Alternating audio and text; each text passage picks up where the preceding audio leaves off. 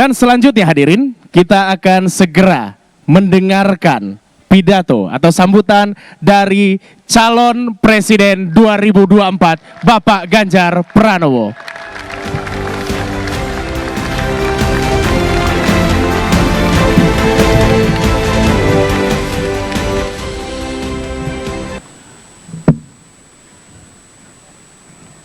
Kameranya banyak sekali ya. Assalamualaikum warahmatullahi wabarakatuh. Selamat malam, salam sejahtera untuk kita semua. Om Swastiastu, Namo Buddhaya, Rahayu. Salam Pancasila.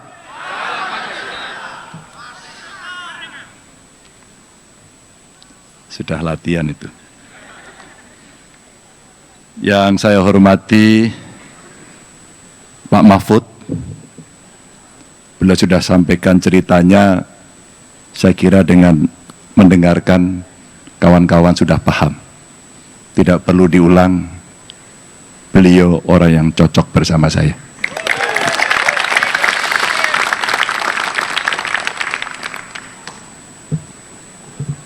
Di sebelah kanan saya ini hadir para sekjen ini. Berdiri dong yang para sekjen.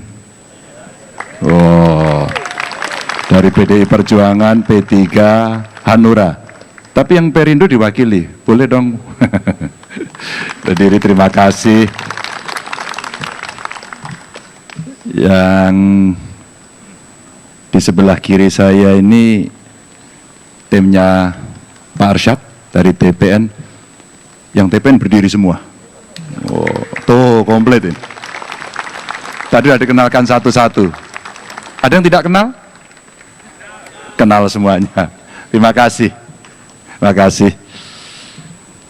Tentu ada juga perwakilan relawan yang hari ini hadir. Yang relawan boleh berdiri nggak? Oke. Ini para relawan di ujung-ujung, terima kasih. Saya tidak tahu pekerjaannya mulai kapan, tapi hari ini setia. Terima kasih semuanya. Dan tentu saja sengaja saya mengajak beberapa anak muda yang mungkin lebih dulu ikut terlibat, kalau Pak Mahfud sampaikan tadi, ya punya kesadaran untuk bisa berkontribusi membangun negara. Boleh dong yang anak muda-muda di belakang yang sudah dari awal mengikuti kami semuanya, dan saya terima kasih sudah berkenan membantu. Terima kasih. Bapak Ibu kawan-kawan, hari ini kita yang hadir di sini dan tentu jutaan pemirsa sekalian yang mengikuti di seluruh Indonesia, kita bersama-sama meneguhkan niat dan sekaligus memanjatkan doa dan memulai sebuah perjuangan yang sangat penting secara bersama-sama. Perjuangan ini tentu untuk seluruh rakyat Indonesia dan juga untuk masa depan generasi muda dan generasi selanjutnya. Bapak Ibu teman-teman, kita menghadapi sebuah tantangan yang cukup besar.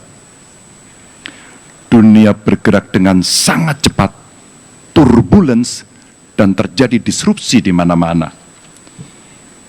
Kecanggihan teknologi bergerak juga dengan sangat cepat, dan perubahan itu terjadi tanpa kadang-kadang kita sadari. Semuanya sekali lagi serba sangat cepat. Pertanyaan untuk bangsa kita sebenarnya, untuk kita semuanya, khususnya untuk generasi muda menghadapi yang serba cepat itu. Mampukah kita merespon itu? Saya orang yang hakul yakin, jawabannya mampu. Mampukah kita survive? Mampu. Kita orang-orang yang adaptif. Dan bukan sekedar survive loh sebenarnya, tapi kita juga harus menang dan unggul dibanding dengan bangsa lain. Bapak Ibu kawan-kawan, saya yakin-yakinnya kita bisa. Dan saya sedang tidak bercanda. Ini serius. Dan tentu saja keseriusan ini mesti kita wujudkan untuk berkontribusi dalam kontestasi ini dengan sebaik-baiknya, setulus-tulusnya, dan sekeras-kerasnya kita akan berjuang. Bapak Ibu yang sangat saya hormati, kita pasti bisa. Dan kunci dari kemenangan bangsa kita dalam menghadapi tantangan global ini terletak pada kawan-kawan yang ada di sekitar kita, generasi muda. Dan ini saya kira bukan sekedar retorika, dan ini adalah kenyataan yang harus kita hadapi secara bersama-sama. Kawan-kawan, karena itu pemerintah ke depan harus fokus setidaknya pada 3 hal.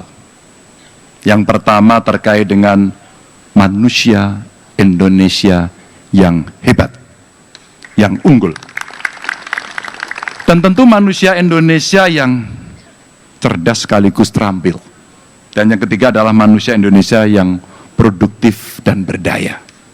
3 inilah yang kemudian kita akan terjemahkan dengan tim yang sekarang sudah mulai bekerja untuk merumuskan cara mencapai dan secara teknokratis mesti kita lakukan. Mengapa ini penting? Karena seperti Mas Arsyad bilang, kita mesti sat-set mengejar ketertinggalan agar kita bisa mencapai tujuan, bahkan bisa mendahului dari beberapa negara yang lain. Ini kesempatan. Dengan 3 basis itulah rakyat Indonesia akan bisa bekerja, bisa berusaha, kompetitif, sehingga masa depan mereka akan jauh lebih baik. Dan saya betul-betul merasakan dan mengalaminya sendiri, bagaimana nasib seseorang dan keluarganya bisa berubah ketika mereka mendapatkan pendidikan yang baik. Saya bukanlah orang yang selalu mendapatkan fasilitas cukup. Saya lebih sering mendapatkan yang kurang. Tapi karena semangat, tapi karena kemampuan, dan kita berani menghadapi itu, sehingga saya bisa berdiri di sini bersama teman-teman. Teman-teman, karena itu pendidikan kita harus yang terbaik. Dan kita harus memastikan kesempatan pendidikan yang terbaik ini bagi anak-anak yang terbaik di seluruh pelosok negeri agar dapat mempunyai peluang yang sama untuk memperbaiki masa depan diri dan keluarganya. Dan tentu tantangan ke depan itu membutuhkan kemampuan, membutuhkan pendidikan khusus, dan kalau perlu kita harus membentuk satgas khusus untuk aktif mencari dan menemukan anak-anak berbakat di seluruh pelosok Indonesia agar dia bisa mendapatkan kesempatan pendidikan terbaik. Beasiswa kita punya kok. Kekuatan masyarakat untuk gotong royong ada. Keinginan untuk mencari, melayani itu ada. Dan kita akan pastikan birokrasi kita akan melayani, mencari, dan mendapatkan anak-anak terbaik itu. Saya yakin teknologi hari ini sangat bisa membantu seluruh aparatur. Ada AI, mereka bisa melakukan talent scouting menggunakan teknologi, dan saya kira alat ini pun dengan sangat mudah membantu mereka. Inilah generasi yang hari ini tidak ada yang hampir tidak menggunakan alat ini. Semua menggunakan, semua berkontribusi, semua mengalami, dan semua juga bertanya, bagaimana kami bisa dan memecahkan persoalan selanjutnya. Tapi bagaimana terhadap mereka yang tidak mampu? Bagaimana yang kemudian karena tidak ada keterampilan, tidak ada akses, mereka menyerah kalah dan jatuh miskin? Yang saya bayangkan dan sedang didesain oleh kawan-kawan adalah kita cari yuk satu keluarga miskin, kita pastikan setidaknya salah satu anggota keluarganya harus menjadi sarjana, dan negara yang menjamin itu. Tentunya generasi muda yang sehat, cerdas, terampil, dan berdaya itu perlu kita capai dengan mudah agar mereka bisa membangun diri, membangun usahanya, membangun masa depan keluarganya. Makanya pemerintah mendatang harus cepat menyediakan lapangan pekerjaan tersebut dengan membangun iklim usaha yang baik dan membangun ekosistem baru, ekonomi baru, yang kalau anak muda sekarang pasti sangat tertarik dengan ekonomi hijau, ekonomi sirkuler, ekonomi digital, ekonomi biru yang potensinya seperti Pak Mahfud sampaikan tadi, gedenya minta ampun. Kita mesti pastikan kitalah yang akan mengelola itu. Kitalah yang pertama mengelola itu. Dan tentu manusia Indonesia yang unggul dan produktif itulah yang akan membawa bangsa kita menuju 100 tahun nanti di 2045. Kita yang hadir hari ini adalah pionir yang nanti harus memastikan bahwa ya, pada usia 100 tahun kita akan mencapai kejayaan itu. Teman-teman, Bapak Ibu, kami mengajak seluruh rakyat Indonesia, khususnya generasi muda, untuk bersama-sama bekerja keras, berkontribusi dalam membangun Indonesia unggul itu. Dan kami berkomitmen penuh bahwa negara akan hadir membantu untuk seluruh rakyat Indonesia dalam meningkatkan taraf hidupnya, dalam mencapai kemajuan, guna mewujudkan Indonesia yang jaya, yang unggul, yang targetnya kita siapkan dengan baik. Maka jika Bung Karno dulu pernah mengatakan, beri saya 1000 orang tua, akan kucabut Gunung Semeru dari akarnya. Tapi Bung Karno pada saat itu sudah perhatian penuh sama anak muda. Beri 10 pemuda yang semangatnya menyala-nyala, akan kugoncang dunia. Dan hari itu, beri Ganjar dan Mahfud, seluruh pemuda ini, kita akan capai tujuan bersama itu. Bapak Ibu yang sangat saya hormati, terakhir, saya bersama Pak Mahfud bukan sekarang. Saya ingat betul 2 kali kami pernah berdiskusi dengan sangat tajam. Bagaimana Indonesia menjaga integritas, transparan, akuntabel, dan anti korupsi. Kami pernah berdiskusi di DPR, kami pernah diskusi di meja makan beliau, yang makanannya sangat enak disajikan oleh Bu Mahfud. Terima kasih, Bu. Dan kami pernah undang Pak Mahfud, persis kira-kira 5 tahun yang lalu ya Pak ya, di rumah dinas saya. Insya Allah, kalau Pak Mahfud dulu tidak jadi wapres, hari inilah saatnya.